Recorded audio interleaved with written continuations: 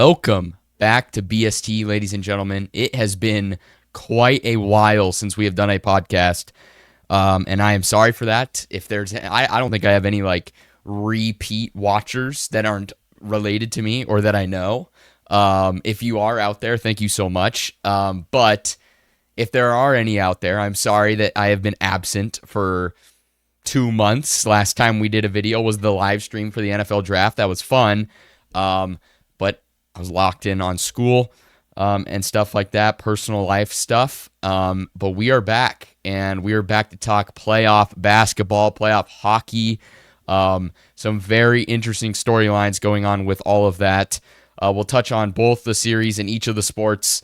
I want to talk about all of it right now, right here, and going forward. Just making a lot more content now that summer is here and I have a lot more free time to do so.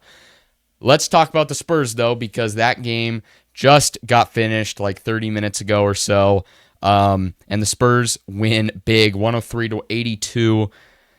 Easily the most dominant performance by any team this series. Game one displayed both teams having really, really good performances. But, I mean, this game, and even in the two games preceding the first game, which were OKC wins, not nearly as dominant as this game. It felt eerily similar at the start. The Spurs go on a 14-0 run a few minutes into the game. It wasn't like the 15-0 run that happened in game, I think it was game two, in which the Spurs then squandered that and lost the game.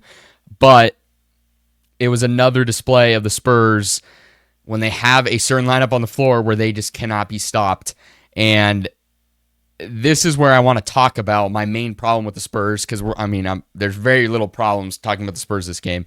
But De'Aaron Fox continues to start on this basketball team. I don't know why. I really don't. I've had long discussions about this with some of my buddies.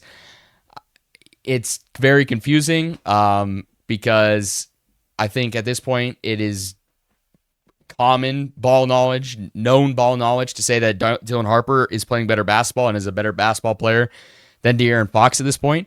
And yet De'Aaron Fox continues to get 30-plus minutes, and Dylan Harper, what did he have in this game? 20 minutes? It doesn't make a lot of sense to me at this point at all. When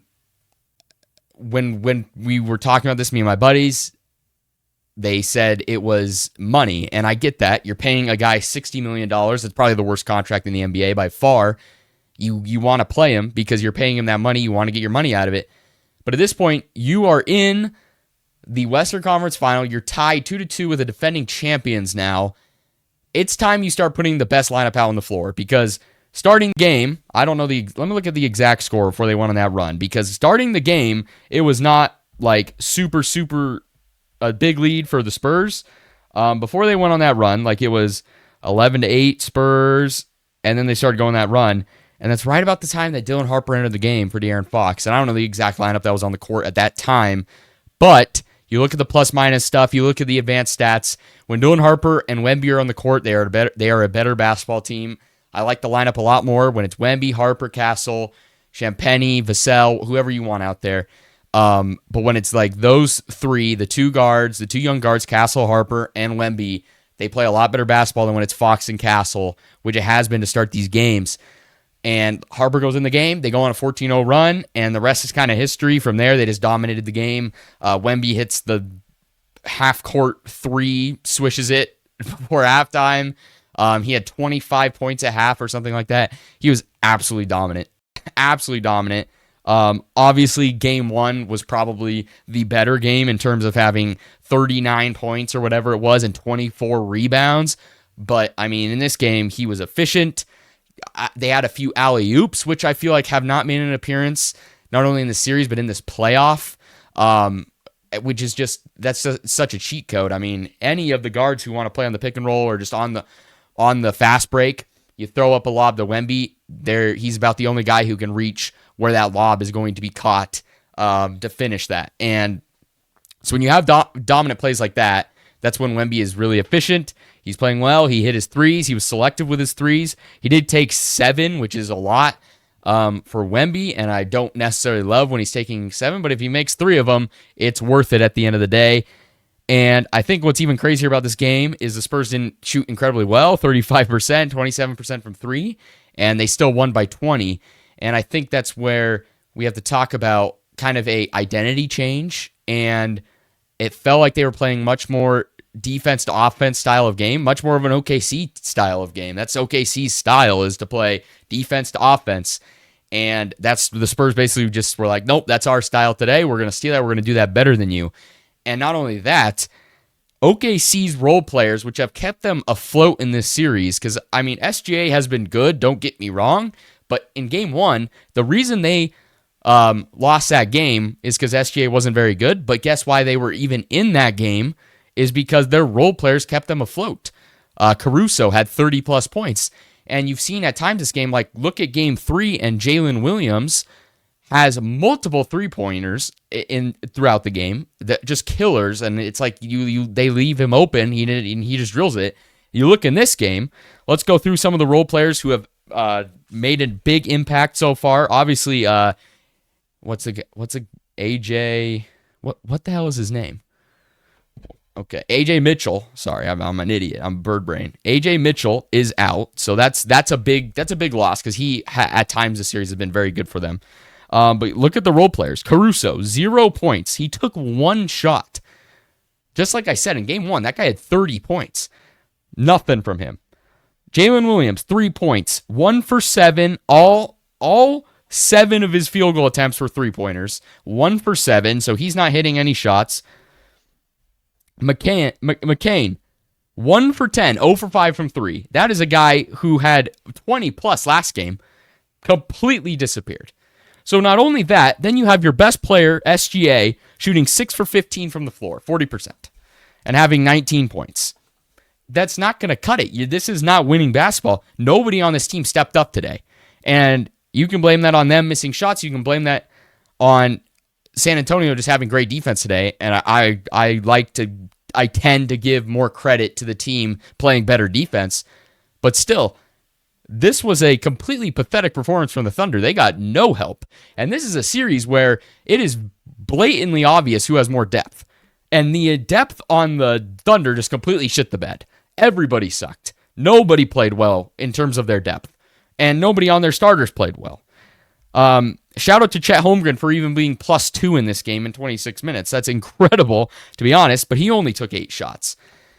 So I think without J-Dub, they could be severely lacking offense if some of these role players don't step up like they have in the past 3 games. They need somebody to step up because SGA, as good as he is, at this point can be keyed into pretty hard if nobody else is hitting their shots. And if he's going to be double teamed, if he's going to be, even though everybody says he's a flopper and he had a really, really egregious flop today. I mean, maybe the worst one he's ever had, where it's like, it's not even close, dog. Like, I think it was Castle guarding him, or it was either Fox or Castle guarding him, and he went up for just a mid-range. He takes a shot, comes to the ground, and like as soon as he hits his feet, he then just falls. And it's like Fox doesn't even touch him. It was just ridiculous. I hate it so much. So there was that. But whatever you want to say about that, the Spurs are going to be a very hard team this series to score on, driving the basketball to the hoop. That's what SJ loves to do. I think he probably has the highest like driving rate in the league in terms of a guard. That's his game. He loves driving to the basket, taking contact, getting free throws. And I mean, in this game, he had 7 free throws. He hit all 7, but only 19 points. Like, we're going to need more from you, dude, especially when the equivalent to you, who was second place in MVP, had 33 points. We're going to need more from you, SGA, and I get it. Like I said, the role players didn't step up at all. And for San Antonio, I'm not going to necessarily say they stepped up either. Like Harper in his 21 minutes only had 7 points. He was efficient though. He only took 4 shots.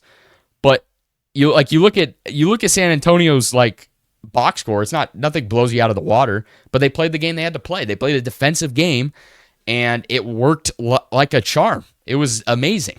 So I don't know where this series is going to go, because if you asked me after game 3, I would have said OKC in 6 maybe. If you ask me now, I have no idea where this is going to go. The momentum is in San Antonio's favor, but it's going back to OKC for a game 5. I'm not sure which way this is going to go. San Antonio feels a little inconsistent. At this point, the Thunder feel extremely inconsistent. Game 2 and game 3 felt like the Thunder just really controlled, like they kind of have all postseason, and it felt like, man, this is just, they're just a machine, man. This is just what they do. It's just business as usual. But severe cracks have shown from game 4. And game 5 is going to be a huge part of this series. Whoever wins that's going to win it, in my opinion. I don't see how that's not the case. I really hope going into next game we see Harper, Castle, Wemby all on the floor for the opening tip-off. Because, I mean, Fox, he's just got, like, for anybody on this team to have a minus in terms of plus-minus is ridiculous in this game. Fox -3, Cornette -9. And that just shows you, and this was the storyline coming into the series, OKC wins the non-Wemby minutes. They do. And the Spurs have great players other than Wemby, like Harper. I love Harper. I love Castle. I love Vassell. All these guys, they're good players. But when Wemby's not on the court, it doesn't quite flow the same because, I mean, name another player in NBA history that has the gravity that Victor Wembanyama has. It's going to be very difficult to find another one. And name another player, like Castle and Harper are the two of the best at getting to the rim in terms of guards, just like SGA. They're up there with SGA in terms of getting to the rim as guards. Guess why obviously, I'm not taking anything away from them, but guess why they're so good is because Wemby parks his ass outside of the paint. He requires so much gravity, and not only is he going to have a guard on him, most likely, guess who's also shading that direction? Chet Holmgren, who is one of the best rim protectors in the league. But Chet has to respect Wemby because he's the only guy on the court who can even come close to contesting his shot. So he's constantly shading his way towards Wemby to make sure that Wemby is shut down. That leaves so much space for these other guys to get their open looks at the rim. Those are the high percentage looks, and that's what they are going to need moving forward. The same type of gravity on offense, playing a defense to offense kind of game.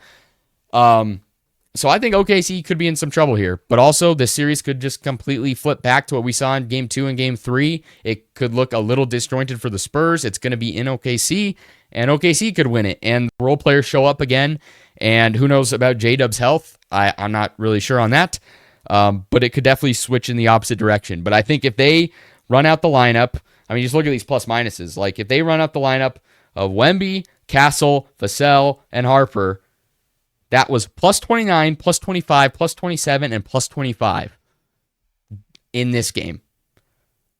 Mitch Johnson, run that lineup out to start the game. This lineup is playing phenomenal basketball. They've played phenomenal basketball this entire series. And if Wemby, over these next 3 games, can give you even more, I mean, he only played 31 minutes in this game because it was pretty much over. But winning the non-Wemby minutes will win the Spurs this series because when Wemby is on the court, they are the better team, plain and simple. So they're going to have to win those non-Wemby minutes, but if they do, I think they could easily win this in 6. They could win it in 7. I think it's not going to be...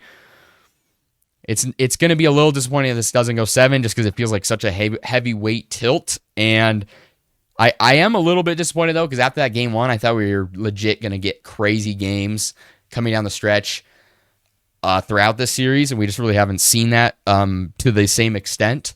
But I'm hoping game 5 is more similar to that. I think it will be. I think this is going to be an absolute barn burner these next 3 games. I'm very excited for it. But yeah, it's just how I feel about this game.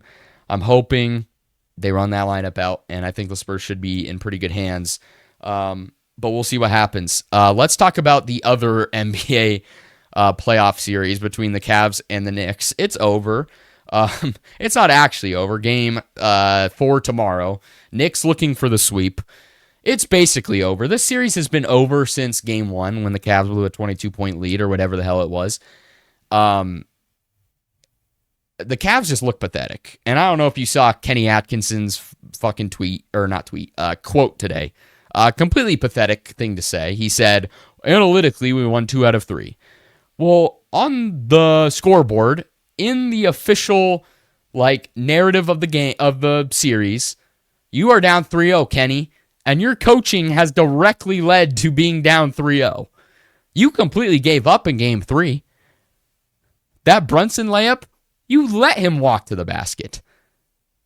In game 1, you kept letting them switch Brunson onto Harden. Harden gets so much hate, but I saw Draymond Green saying the same thing. Why are you letting that happen? Why is anybody on the court letting that happen? Why are you even switching to begin with? Don't switch. Don't switch. It's ridiculous. You cannot let James Harden be on Jalen Brunson. He's not that type of player. He's an offensive player. And you could say all you want, oh, well, if we didn't have James Harden, we wouldn't be here. That's probably true. But you also have to know, as a coach, what it takes to win when you have James Harden. He's not going to play great defense in crunch time when you need to win game 1, when you are up 22 points. You win game 1, you might have a stranglehold on this series. This series could be completely different. And since then, I want to know what you've been outscored by, because it's probably a hell of a lot of points since game 1. It's been absolutely ridiculously horrible. Absolutely horrible. The Cavs are a broken team. They are. They have a lot of good players. They have 4 All-Stars. But now there are serious questions. You brought in Kenny Atkinson to hopefully get over the hump. And I mean, you have made a conference final, something you haven't done since LeBron, I'm pretty sure.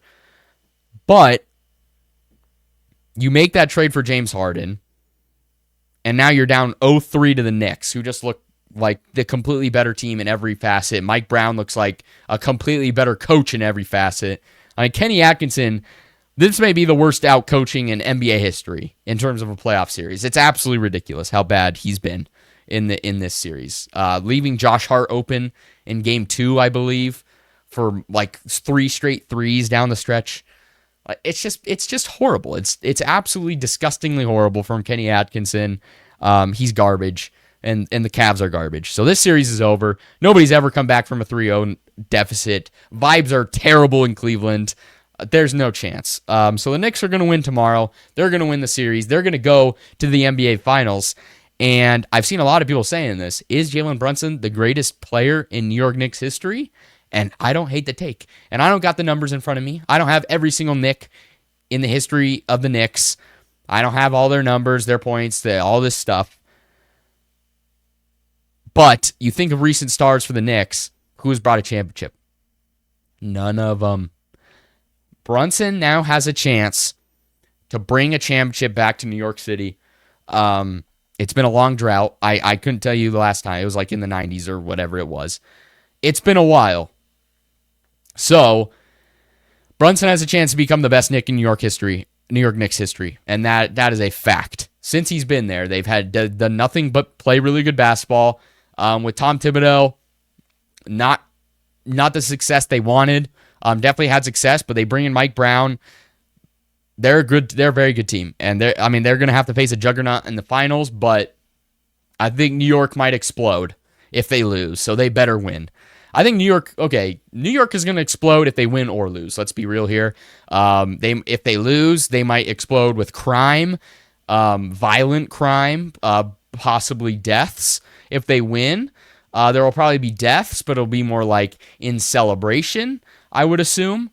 Obviously, it's a little dark, but I'm just saying New York's a crazy city, and if they win a championship or lose a championship, some crazy shit is going to ensue. But yeah, I'm excited to see the Knicks in the championship. I did lose $100 to one of my buddies on this game. I bet on the Cavs. He chose the Knicks. I'm like, what the hell? I'll throw some money on the Cavs. I thought I was cooking through game 1. I'm like, oh my God, that was a great bet. Look at me. Nope. Just completely pathetic from the Cavs, so I am quite pissed at them for that. But yeah, so it's looking like we're going to have a pretty fun finals. And it just kind of feels like every year there's just that one team that gets really hot and they make a run and they kind of come out of nowhere. And I mean, I certainly plenty of people had the Knicks going to the finals. But, oh my God. But I think the Knicks going to the finals is a really cool story, kind of like the Pacers last year. It's just kind of funny how that works. And every year you kind of search for it when you're making your bracket. And the Knicks are that team this year. And it kind of is like, how did I not even think of that the entire time? How did I not put the Knicks in the championship the entire time? I had the Celtics. So that is what it is. Let's move on to the NHL. I am beyond words. We'll start with the Golden Knights and Colorado Avalanche series. The Golden Knights have taken a 3-0 series lead. And I know I was talking about a 3-0 comeback in NBA. That has never happened. In the NHL, it has happened 4 times. It's not going to happen here, though. I truly don't believe that. Vegas is on a run similar to 2023 when they won the Cup. Everything's gelling right now. You have guys like Brett Howden and Barbashev. Name anybody on the team. They're just playing phenomenal hockey. They're just playing really well, especially Barbashev. I've been so impressed by Barbashev this entire playoff. And Howden just showing up huge in these games. Had the empty netter to win game 3, 5-3. It's unbelievable. And to think, let's go back to round 1. Utah was up in the series. They were up in the series, and they took Vegas to 2 overtime games where they could have easily won. They were up, and they were up in both of those 2 games before it went to overtime. Vegas could easily be eliminated right now, and they are 1 game away, and they've basically locked in a Stanley Cup final appearance. That is simply unbelievable at this point. From where Vegas was, let's go back even further. Let's go back to when they fired Bruce Cassidy. Not one person would have told you this team would be in the Stanley Cup final. Not one person. And obviously, they have to finish the job. They have to win Game 4 against the Avalanche and move on.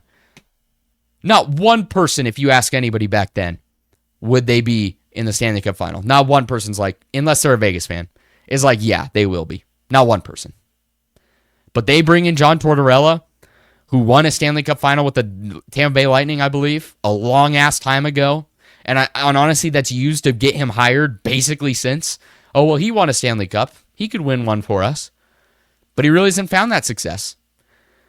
But he has brought in a style of hockey that works really, really well. And the players are gelling really, really well. And they are getting the best hockey of Brett Howden's career, of Ivan Barbashev's career, of Mitch Marner's career. And I don't think Mitch Marner can be... I think I'm under-exaggerating how well that guy's playing hockey right now. He looks completely different than the Mitch Marner we saw in Toronto for years. For years. He couldn't score goals in Toronto. He was a playmaker. Sure, if you look at the box scores, if you look at his point totals, he had the points in the playoffs. It went down quite a bit, obviously. He was like a 90-point guy. I guess I should say he was under a point-per-game guy in the playoffs. But he had assist numbers, but he just could never score. He could never score a goal. It was like, cool, you get the assist, but you can't score, man. You can't. You cannot score big goals. What has he done this entire playoff is score big goals. He had that disgusting goal. Disgusting goal against Anaheim. Absolutely disgusting. This guy is playing the best hockey of his career, and when you stack up this lineup as a whole, you got Mark Stone, you got Barbashev, you got Dorofeyev, who has scored... I didn't even mention Dorofeyev. He's playing the best hockey of his career, too.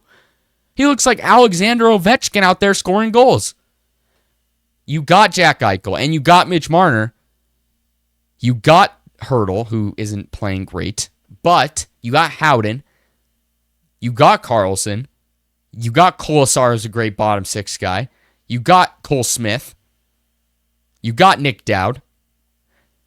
They got so many guys who are playing so good right now. So good.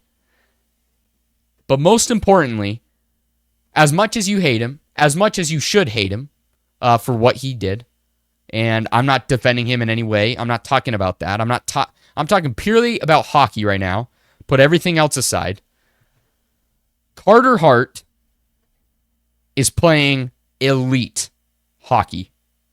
If you look at goals saved above expected, let me pull it up here. Goals saved above expected. Keep in mind, Carter Hart through one round was not very good. He was all right. He was not very good. He was honestly bottom in the ranks in terms of this stat through one round. He's now fourth. The only goalie who's still alive who's been better is Jakub Dobiš, who has just been phenomenal for the Canadians. We'll get to them in a second. He's now fourth in goals saved above expected, which you can look at save percentage. He's good in that too. I don't like save. I think goals saved above expected is the far superior stat in terms of it's literally just using deeper analytics to determine goalie performance. And I think if you're saving goals you're not expected to save, that means you're playing really, really good goalie. And he's playing really, really good. And this series, he has been impossible to solve for Colorado. Impossible. Absolutely phenomenal from Carter Hart. And this is something we didn't see in the regular season. He was all right, but we did not see this. And that's why it feels so eerily similar to that 2023 run from Vegas. You're getting phenomenal chemistry, phenomenal hockey from their best players, from the bottom six. The bottom six is scoring. And you're getting phenomenal goaltending from Carter Hart. You got phenomenal goaltending from Adin Hill in 2023. It is simply insane how good this team is playing right now. And they are up 3-0. And I was saying, if you asked anybody when they fired Bruce Cassidy if they win the Cup, they'd say no. If you asked anybody before the series start, is Vegas going to win? Most people would say no. I put $100 that Vegas would not win, that Colorado would move on. I'm going to lose $100 again because Vegas is just playing better. They are just playing flat out better. Colorado can have all the star power they want. Colorado has probably one of the deepest forward cores we have seen in a very long time. It does not matter. It's about who's playing better hockey.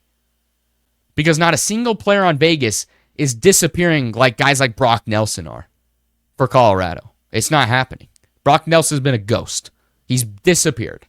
And obviously losing Cale Makar for 2 games this series is huge. It's absolutely huge. Like, you lose the best defenseman in hockey, arguably. That's going to be a tough loss to overcome. But it's not an excuse. You still have the deepest forward core in hockey. Depth is what wins cups. And Vegas is showing that their depth, their forward core, is outperforming Colorado's. And their goalie is outperforming Colorado's. And this is where I want to get to my next point on Jared Bednar. The time's up, buddy. The time is up. You've had your chance. You won your cup in 2022, and you've done jack shit since then. You lost in the first round of the Kraken. You lost to the Dallas Stars.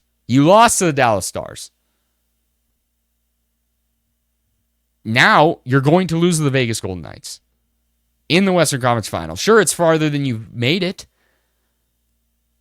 But at this point, you won one cup, but you're getting into the McDavid-Draisaitl wasting territory. You should win 4 or 5 cups with the best defenseman of the generation and the second best forward of the generation. And you have 1 cup. And it's not like you're making the Western Conference Final every year. Sure, you've made it this year. You've had very, very little success in the Western Conference Final, or in the playoffs. You've been first rounded twice since that cup. The time is up, dude. You're going to get fired. Yeah, I hope they fire him. This is unacceptable. And I get it. The players aren't performing. You can blame it on whoever you want. I don't have the answer of whose fault it is. But this is becoming unacceptable because on paper, there's no reason not. You can say maybe you lose this series. That should be in 7 games. There is no reason you should be swept by this team if you're Colorado. That is extremely disappointing. Extremely disappointing. And let's get to the even smaller point here. You were up 3-0 in Game 3. And you blew it. Completely blew it. 3-0 in the first period. And they score 5 unanswered on you to win the game. That is completely pathetic. Additionally, your power play has been flat out garbage all year long. You have the likes of Marty Necas, Nathan McKinnon, Nazem Kadri, Makar/Devon Taves, Landeskog, shall I go on? Nichushkin, Lehkonen, shall I go on? And you cannot ever score on the power play. And I don't have the numbers of how they've done this playoff. It hasn't felt good. It was really bad in the regular season. So whoever is running the power play down in Colorado, he should have been fired in January. This is unacceptable. Because you had a great regular season, you won the President's Trophy, but your power play has sucked all year. And in the playoffs, you need your power play to come through to get big goals, to put the game away. They score a fourth goal at any moment in this game before Vegas comes back, it's probably over. And they were never able to get it. It's just simply unacceptable. And if you look at expected goals, it was close. It was close. Vegas barely outscored them in terms of expected goals. But you were up 3-0 in the game. You exceeded what was expected of you, and you still lost. That is pathetic. And it's yet another disappointing season for Colorado when you have the best defenseman in the world and the second best forward in the world. And it's been that way for like half a decade. And you have one cup to show from it and 2 first-round exits. Pretty damn pathetic for Colorado. So that's all I have to say there. We'll see what Game 4 holds. We'll see if they can go on an Edmonton versus Florida type run. I highly doubt it. I think it could end in 4. There's no momentum here. It's going to be in Vegas. I don't like their chances. Let's talk about the Canadiens and not the Panthers and the Hurricanes. It's tied 1-1. Big winner for the Hurricanes in Game 2. I hate the Habs. I hate them so much. Their fans are just insufferable. Anytime it's a hockey topic, it's how can you make it about the Habs every single time. So that's my 2 cents on the Habs. I mean, obviously they're a great team. They have the best future in the NHL by far in terms of their young talent right now, all performing really good in the playoffs. Dobish looks like the best goalie in the league at this point. I think they're going to win this series against the Hurricanes. I hope the Canes win just because the Canes deserve it. Let's be real. They've been a contender. They've been to Eastern Conference Finals since like 2018, really. Like they have been there. They deserve it. They deserve to finally make a Stanley Cup final. But at this point, I just feel like the Canadiens are the better team. So yeah, just briefly on that. I mean, if you look at expected goals, they both have the best goalies in the playoffs. Frederik Andersen, second. Jakub Dobish is first in expected goals saved for the goalies. And Carolina, this playoffs, I feel like their depth is just really shown out. Like, I mean, Jackson Blake, Stankoven, Taylor Hall, like those guys have just been phenomenal. And then you have the top end talent. The defense is always really good. Rob Brind'Amour has a really good system, but I have just a feeling they're going to get goalied again. And like Game 1, Montreal just kind of dominated. Carolina's playing really good hockey, but what have we seen every single year in the playoffs is they literally do the same thing. They run through some opponents that don't have as good goaltending, and then they reach really good goaltending, and their style is just throw the puck on net. And, I mean, I will say for Carolina, this is the best their offense has looked in years, but this is the same style that has killed them. Good defense, throwing pucks on net, and it's just they just get stonewalled by a good goalie, and they can never make a pass. So I'm interested to see where this series is going. Hopefully it's competitive, unlike the Golden Knights and the Avs series. But, yeah, I'm excited for that. But that's going to do it for today's episode, ladies and gentlemen. I hope you enjoyed. I hope you're enjoying the playoffs, both sides, NHL, NBA. I have been enjoying it so far. I hope you have too. That's going to be it for me today. Have a great night, and we will see you in the next one. Take it easy.